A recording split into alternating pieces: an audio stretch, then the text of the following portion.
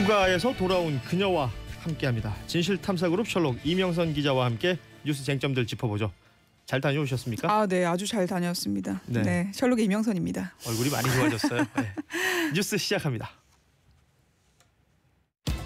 김정은 위원장은 낮 4시 반에 전용 열차를 타고 평양을 떠나서 밤 10시 넘어서 중국으로 들어갔고요. 지금 27시간 넘게 계속 남쪽으로 내려가고 있습니다.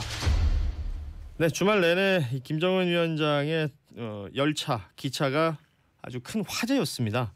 일단 비행기로 가면 뭐 한 너댓 시간이면 가는 거리를 왜 이 60시간 정도가 걸리는 철로를 선택한 것이냐, 이 얘기부터 좀 하죠. 네, 한 3가지 정도로 해석을 하더라고요. 일단 가장 안전한 선택이 기차였다, 이렇게 보는 시선이 많습니다.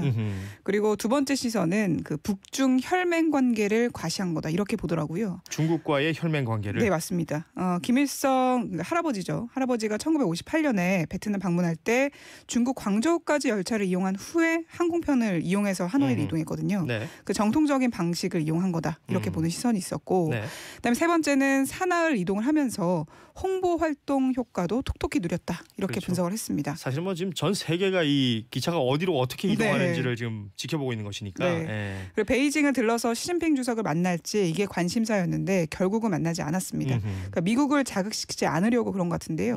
열차를 타고 중국을 관통하는 것만으로도 북중 혈맹을 과시하는 데 충분한 효과를 거뒀다, 이런 판단이 나오고 있습니다. 대신 돌아오는 길에 베이징을 들러서 시 주석을 만날 수도 있습니다. 충분히 가능성이 있죠. 사실은 뭐 1차 북미 정상회담 때도 그랬고, 이 회담 전후로 그러니까 중국과의 교감을 계속해서 가지고 있는 것은 사실이기 때문에 아마도 이번 2차 북미 정상회담 이후에 시진핑 주석과의 만남이 있지 않을까라고 예측을 해볼 수 있을 것 같고요. 이 김정은 위원장이 탄 이 열차 안에 누가 같이 탔느냐, 수행을 누가 하느냐를 두고 대충 이 회담의 방향성이랄까요? 이런 것들도 점칠 수가 있을 텐데 어떻게 보도가 되고 있습니까? 네, 일단 익숙한 이름들은 좀 많이 등장합니다. 김영철, 이수용 뭐 이런 분들이 나오는데 김평해, 오수용 이름이 등장을 하고 있는데요. 좀 새로운 간부들 이름이 나오니까 좀 찾아보니까 오수영 부위원장은 당 경제부장을 겸하고 있는 경제 문제를 챙겨온 인물입니다. 좀 감이 오시죠, 이제? 그렇군요. 김평해 부위원장은 강 담부 그 부장을 맡으면서 내각과 같은 행정 관련 인사를 맡는 사람인데, 그러니까 결국에 경제 방점이 찍혀 있다, 이렇게 보는 언론이 많습니다. 경제 전문가들, 경제 관료들이 함께 수행을 하니까. 그러니까 베트남이 이제 개혁을 하면서 그리고 개방을 하면서 여러 시스템을 구축하는 모습을 직접 할 수 있는 그 기회잖아요. 그렇죠. 그러니까 이렇게 인원을 구성한 거다라는 추측이 나오고 있습니다. 오수용, 김평해, 이 두 인물을 또 주목을 해봐야겠습니다. 그 조선중앙통신이 굉장히 이례적으로 김정은 위원장이 떠난 다음 날 바로 보도를 했습니다. 뭐 리용호 외무상, 노광철 인민무력상, 또 김여정 당 제1부부장이죠. 우리에게 뭐 익숙한, 또 싱가포르 1차 북미 정상회담 때도 함께 배석했던 여러 인물들이 동행을 하는 모습을 봤습니다. 네, 그 김영철 부위원장 같은 경우에는 폼페이오 국무장관의 직접적인 카운터파트죠. 그렇죠. 그리고 리수영 국제 담당 부위원장은 그 김 위원장이 스위스 유학할 때 스위스 대사를 지냈습니다. 그래서 핵심 측근으로 뽑히고 있는 인물이고요. 김여정 노동당 부위원장은 뭐 더 이상 할 말이 없는 인물이죠. 동생이면서 비서실장 역할을 하고 있습니다. 그렇죠. 그리고 현송월 그 삼지연 관현악단장으로 보이는 그 여성도 포착이 됐는데, 사진이 좀 멀리서 찍혀가지고요. 그리고 리설주 여사 이름은 또 호명이 안 되더라고요. 그렇습니다. 그 멜라니아 트럼프 여사하고 퍼스트 레이디 뭐 외교가 이루어질지 이게 좀 기대가 되는. 근데 이게 가능성은 좀 낮아 보인다, 이런 전망이 나오고 있습니다. 아무튼 김 위원장 태운 열차는 내일쯤 도착할 예정이고요. 트럼프 대통령은 현지 시간으로, 워싱턴 현지 시간으로 오늘 일찍 간다고 하니까 우리랑 14시간 차이 나거든요. 그러니까 우리 시간으로 아주 늦게, 오늘 늦게나 내일 오전쯤 현지에서 출발할 것 같습니다. 그렇습니다. 이렇게 돼서 이제 내일 모레죠. 이틀 후가 되면 싱가포르 회담 이후에 260일 만에 북미 정상이 다시 만나게 되는데, 뭐 이런 상징적인 의미는 지금 많이들 짚어볼 수 있는 부분이고 실질적인 성과가 중요하잖아요. 그렇죠. 근데 워낙 보안이 철저해서 현지 분위기만 지금 관측되는 상황이거든요. 그러니까 모든 매체가 너무 따라다닌다라는 느낌은 지울 수가 없어요. 네, 그러니까 아주. 그 미국의 한 관료가 그런 얘기를 하더군요. 이런 거 말고는 할 게 없습니까? 라고 이제 취재진들 약간 면박 주는 모습도 있었는데 그런 일도 있었군요. 네, 좀 보기가 이렇게 좋지는 않더군요. 분위기만 그래도 보더라도 그렇게 분위기가 나쁜 것 같지는 않습니다. 네. 미국 태도가 굉장히 부드러워진 것 같다는 평이 많은데요. 왜냐하면 토요일에 비건 대표가 오전 협상을 마치고 대사관으로 가기 위해서 호텔을 나왔는데 취재진에게 따봉을 한 겁니다. 차 안에서 엄지척하는 모습 포착이 됐죠. 그렇죠. 취재진에게 뭐 고생한다 이런 의미로 좀 인사를 건넬 수도 있는 거지만 어쨌든 분위기 좋죠. 그렇습니다. 점심에는 하노이 시민들이 즐겨 찾는 식당에서 그 베트남 대표 음식이라고 볼 수 있는 분짜를 먹었습니다. 분짜. 네, 그런 모습도 포착이 됐고요. 분짜 요 짭짤하니 맛있어요. 네, 아주 저도 좋아합니다. 어쨌든 뭐 꿈보다 해몽일 수는 있겠지만 비건의 행동들만 보더라도 마음의 여유가 좀 느껴지는 상황입니다. 네, 이일화님이 지금 김정은 위원장이 열차로 지금 하노이 가는 모습을 우리가 다 보고 있으니까요. 우리가 통일이 되면 서울에서 베트남까지도 갈 수 있는 거군요. 신기합니다. 기대도 되고요. 그럼요. 통일되면 뭐 전 세계 어디든 열차 타고 갈 수도 있겠죠. 네. 유럽까지는 바로 갈 수 있는 거고요. 그리고 많은 분들이 그 우리 이명선 기자가 돌아온 것을 또 이렇게 반가워하시는군요. 김용옥님, 와우 셜록 반가워요. 김재경님, 안경 여신 반갑습니다. 한태민, 이제 휴가 여신 어서 오십시오. 공재희님은 여행은 행복하셨죠?라고 안부를 많이 물어보주시네요. 맛있는 거 많이 먹고 와서 목이 메네요. 또 휴가를 돌아왔더니 일을 하니까 네, 내가 잘 다녀왔습니다. 박순봉 기자 덕에. 예, 네. 휴가를 잘 다녀오셨으니까 뉴스도 더 알차게 전해주시라고 믿고 다음 뉴스 이어가겠습니다. 클럽에서의 마약 유통 의혹이 커지자 경찰이 마약 범죄 집중 단속에 나서기로 했습니다. 경찰과의 유착 의혹에 대해서도 전국적인 감찰을 진행합니다. 네, 서울 강남 클럽 버닝썬 관련된 이야기입니다. 경찰과 유착 의혹을 받고 있죠. 그래서 이 유착 의혹을 받고 있는 경찰관들이 소속돼 있는 서울 강남 경찰서가 이 수사에서 지금 배제가 됐다고요? 네, 어떻게 진짜 영화 같은 일이 계속 반복되나 모르겠습니다. 서울지방경찰청이 수사의 공정성, 신뢰를 담보하기 위해서 그 수사를 담당하고 있는 강남서에서 사건을 서울청 광역수사대로 이첩시켰습니다. 네. 지금 강남경찰서 소속 경찰관이 버닝썬 쪽으로부터 돈을 받은 혐의를 받고 있거든요. 그래서 강남서는 이번 수사에서 손을 떼라고 한 겁니다. 네. 그리고 또 다른 유착 관계는 없는지 그리고 전국적으로 감찰도 벌이기로 했습니다. 그리고 이런 가운데 한겨레가 좀 의미 있는 보도를 냈습니다. 네. 어제 나왔는데요. 이재정 더불어민주당 의원실을 통해서 확보한 자료를 보면 강남경찰서 경찰발전위원회 그 위원 명단이 나오거든요. 네. 근데 거기에 버닝썬 관련자 이름이 나옵니다. 클럽 버닝썬 지분을 소유한 회사 채모 대표가 네. 서울 강남서 경찰발전위원회로 활동 중인 것으로 확인된 겁니다. 경찰발전이랑 전혀 상관이 없는 인물이죠. 네네.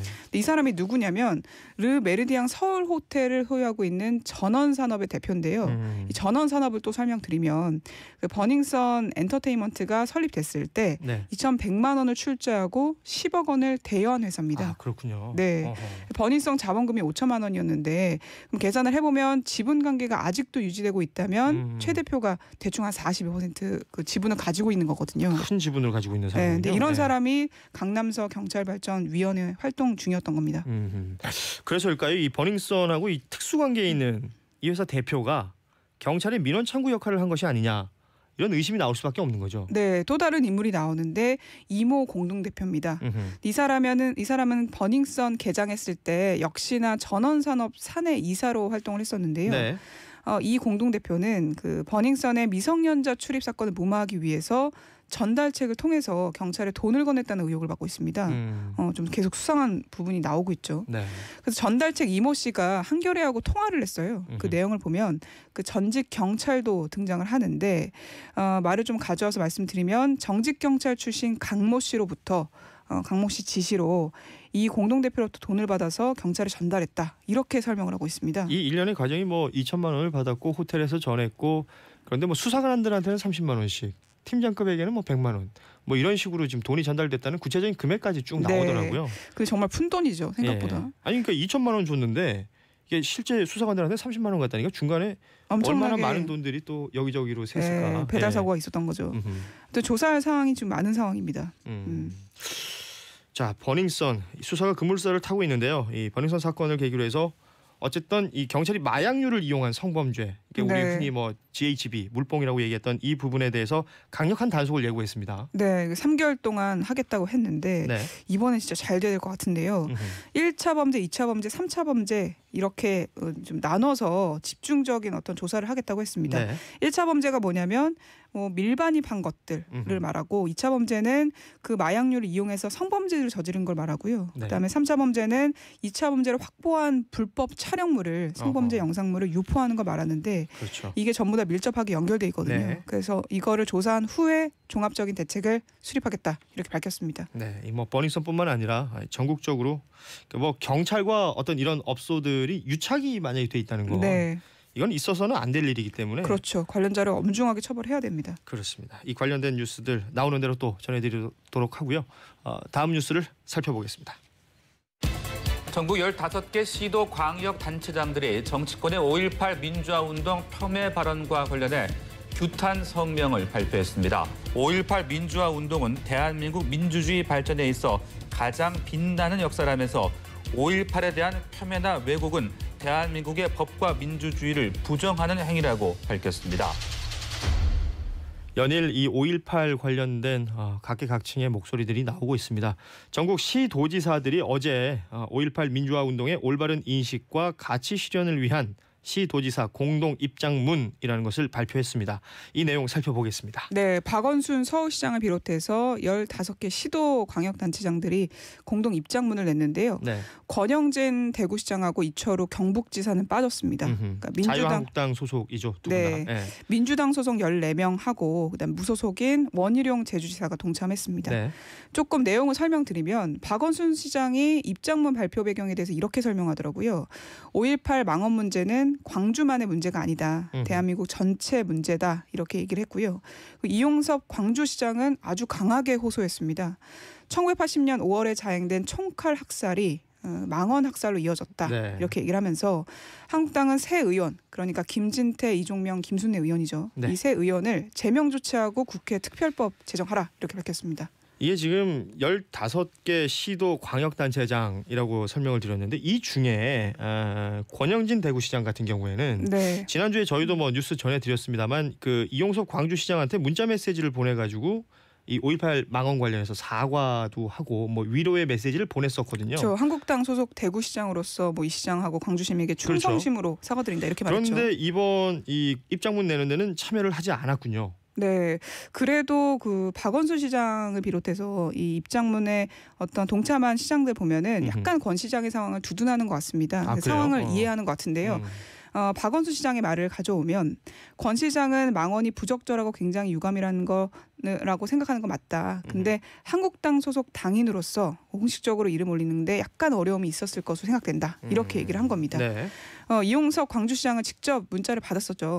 그 얘기를 하면서 저도 대구 형제가 도와줘서 힘이 났다. 근데 한국당 일부 의원의 망언 파문이 달빛 동맹, 달빛 동맹이라는 거는 대구의 옛 이름인 달구벌하고 광주 별칭 빛고를 합친 거죠. 그래서 달빛 동맹. 그 대구하고 이제 광주의 동맹의식 같은 걸 말하는데 이 달빛 동맹에 대한 부정적 영향이 아닌 발전 계기로 삼겠다라고 설명을 했습니다. 자, 이렇게 시도지사들이 함께 공동 입장문을 발표했다는 얘기까지 전해드렸고 자유한국당 이야기를 좀 더 살펴보죠. 그러니까 전당대회 마지막 TV 토론회가 있었습니다. 여기서 태블릿 PC 조작설 이건 뭐 진짜 뜨거운 쟁점이었어요. 네, 뉴스 전에서도 좀 전해드렸는데요. 지난주 금요일에 TV 토론회가 마지막으로 있었습니다. 근데 태블릿 PC 조작 가능성이 또 나온 겁니다. 거의 지금 2년 넘었는데도 계속 얘기가 나오고 있는데 이 얘기를 꺼낸 게 황교안 후보입니다. 그래서 황교안 후보에 대한 공세가 이어졌는데요.